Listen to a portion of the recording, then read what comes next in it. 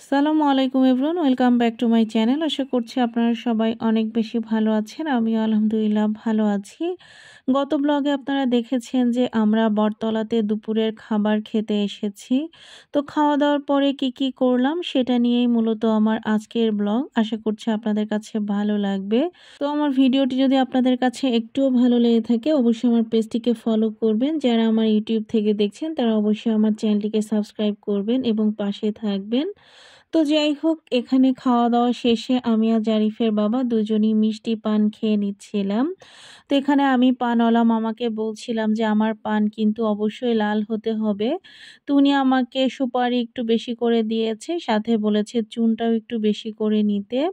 আর সাথে মিষ্টি জর্দা দিয়েছিল। আসলে পান আমি মিষ্টি জর্দা ছাড়া একদমই খেতে পারি না। তো পান খাওয়া হয়ে গেলে এখন আমরা অবশেষে একটা রিক্সা পেয়ে গিয়েছি।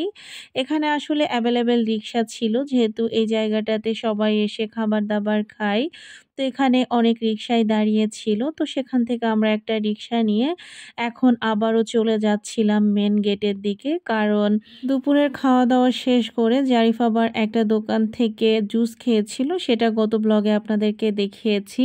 তারপরে এখান থেকে পান-টান খেয়ে আমাদের বের হতে মোটামুটি বেশ সময়ই চলে যায়। আর শীতের বেলা আপনারা তো বুঝেনই, দেখতেই কিন্তু সময় কেটে যায় কিভাবে যে বোঝাই যায় না। তো আমরা আসলে মেন গেটের একটু আগেই নেমেছি। এখানে আমরা আরও বেশ কিছু সময় থাকবো। তারপরে আমরা ফাইনালি এখান থেকে বের হয়ে যাব। তো যাই হোক, এখানে পাশে তাকাতেই দেখি যে একটা প্রোগ্রাম হচ্ছে। তো আমরা একটু ভিতরে এসে দেখছিলাম যে আসলে কিসের প্রোগ্রাম।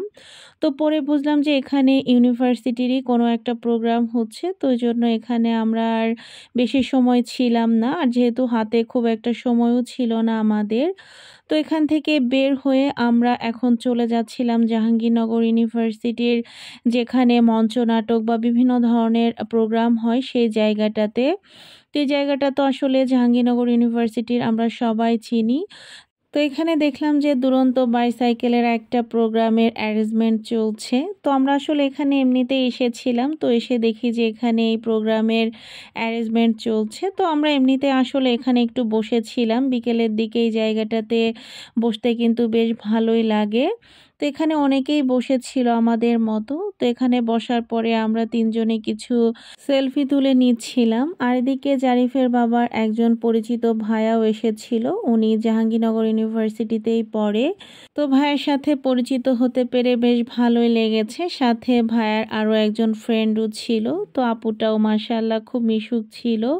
তো যাই হোক, এখানে আমরা বসে আবার সবাই মিলে একটু বাদাম খেয়ে নিচ্ছিলাম। আর এদিকে আমার বাবাটা আমাকে হাতে এভাবে বাদাম দিচ্ছিল। আর এই দৃশ্যটা আমার কাছে অসাধারণ লেগেছে, তাই আপনাদের সাথে একটু শেয়ার করেছি। আর ওখানে আমরা গিয়ে বসার সাথে আসরের আজান হয়ে যায়। তো আমরা ওখানে আরও বেশ কিছুক্ষণ বসার পরে এখন আমরা বের হয়ে যাব। আমরা আসলে আরও একটু আগেই বের হতে চেয়েছিলাম, তবে ভাই আর আপুর সাথে কথা বলতে একটু দেরি হয়ে গেল। তো ওই যে দেখতেই পাচ্ছেন সূর্যটা কিন্তু এখন অস্ত যাচ্ছে আর এই মুহূর্তে আমরা এখান থেকে বের হচ্ছি। তো এই যে জাহাঙ্গীরনগরের চিরচেনা সেই গেট থেকে এখন আমরা বিদায় নিয়ে নিচ্ছি। ইনশাআল্লাহ আল্লাহ বাঁচিয়ে রাখলে নেক্সট বছরে আবারও আসব। তো যাই হোক, বিসমিল্লাহ বলে এখন আমরা এখান থেকে বের হয়ে যাচ্ছি। আর আসলে আমরা যে টাইমে জাহাঙ্গীরনগরে ঘুরতে গিয়েছিলাম এই টাইমটাতে শীত একদমই কম ছিল। তো এই জন্য আমাদের আসলে তেমন কোনো সমস্যাই হয়নি। আর যেতে রাস্তার পাশ দিয়ে এই বিল্ডিংগুলো দেখতে কিন্তু দারুণ লাগছিল, তাই ভাবলাম যে আপনাদের সাথে একটু শেয়ার করি। আর এটা যেহেতু বিশ্ব রোড, তো আমি জারিফের বাবাকে বারবারই বলছিলাম যে খুবই সাবধানতার সাথে বাইক চালানোর জন্য, আর বলছিলাম যে একদমই রাস্তার এক পাশ দিয়ে যেতে।